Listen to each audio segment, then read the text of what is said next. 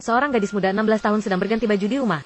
Tapi yang dia gak sadar, seorang pria cabul diam-diam menatapnya dari jendela. Ada kejahatan di mata pria itu. Waktu gadis itu melepas mantelnya, pria itu melihat tubuh anggunnya. Gak bisa lagi menahan gejolak di hatinya. Dia melihat sekelilingnya. Setelah gak lihat siapa-siapa, langsung ke pintu rumah gadis itu. Gadis yang rumah mengira adiknya sudah pulang. Tanpa ragu-ragu, membuka pintu. Tapi waktu dia tahu itu bukan adiknya, mau menutup pintu, tapi pria itu mendorong pintunya. Dia bilang dia dipanggil pemilik rumah buat memperbaiki pipa. Si gadis, begitu mendengarnya, lantas lengah. Biarkan pria itu masuk rumah. Lalu pria itu pun ke dapur. Dia menatap si gadis sambil memperbaiki pipa. Lihat si gadis perlahan terkena umpan. Si pria merasa sudah waktunya. Dia melemparkan dirinya ke gadis itu. Si gadis menghindar. Tapi gimana mungkin seorang gadis bisa melawan seorang pria? Saat ini, gadis itu buru-buru pakai akalnya. Dia tumpahkan sepanci sup ayam mendidih ke pria itu. Lalu ambil kesempatan kabur. Tapi sayangnya, dia tetap tertangkap pria itu. Tangannya mencengkeram dinding dengan erat. Tapi kekuatannya terlalu lemah. Akhirnya terseret olehnya. Pria itu dengan kasar melempar si gadis ke sudut. Dalam keputusasaan, gadis itu mengambil pisau buah. Supaya pria itu gak mendekat. Gak diduga, pria itu mengambil pisaunya. Saling dorong, si gadis gak sengaja menusukkan pisau ke perut pria itu. Ibunya tiba di rumah. Begitu dia buka pintu, lihat kedua anaknya meringkuk di sofa. Dia tahu sesuatu pasti telah terjadi. Lalu gadis itu menceritakan semua yang terjadi. Kasih tahu ibunya. Setelah ibu dengar, dirinya tertekan, memeluk putrinya, menghiburnya. Ibu memeriksa si pria yang di lantai.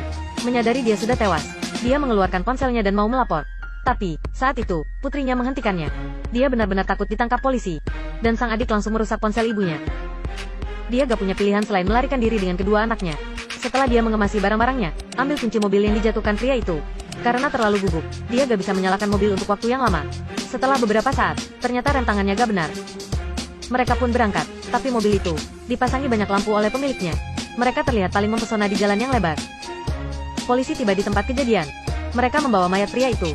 Segera mengeluarkan surat perintah penangkapan keluarga si wanita. Pada saat ini, si wanita mengemudi di jalan raya. Sebuah mobil polisi muncul di belakang mereka. Ketiganya lantas jadi tegang. Untung mobil polisi itu hanya lewat. Si wanita gak berani berhenti. Tapi, anak-anaknya bilang mereka lapar. Wanita itu terpaksa mengemudikan mobil ke area servis. Beli beberapa makanan.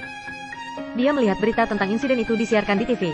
Wanita itu buru-buru ambil remote, mau ganti salurannya. Tapi setiap stasiun menyiarkan berita itu. Kemudian petugas muncul. Dia juga memperhatikan berita di TV. Mendiskusikan kasus itu dengan si wanita. Wanita itu mengabaikannya. Keluarkan dompet dan membayarnya. Dia berjalan keluar dari toko, berpura-pura tenang. Si wanita gak berani berhenti sebentar pun. Terus mengemudi tanpa henti bersama anak-anaknya. Tapi, di tengah malam, dia sangat mengantuk. Mobilnya hampir kecelakaan beberapa kali. Si wanita menyadari itu terlalu berbahaya. Jadi mencari tempat terpencil untuk bermalam. Mereka melewati malam dengan selamat. Lalu ke pom bensin untuk mengisi bahan bakar. Setelah mengisi bahan bakar, dia sudah kehabisan uang. Hal berikutnya yang harus mereka hadapi adalah masalah makanan. Setelah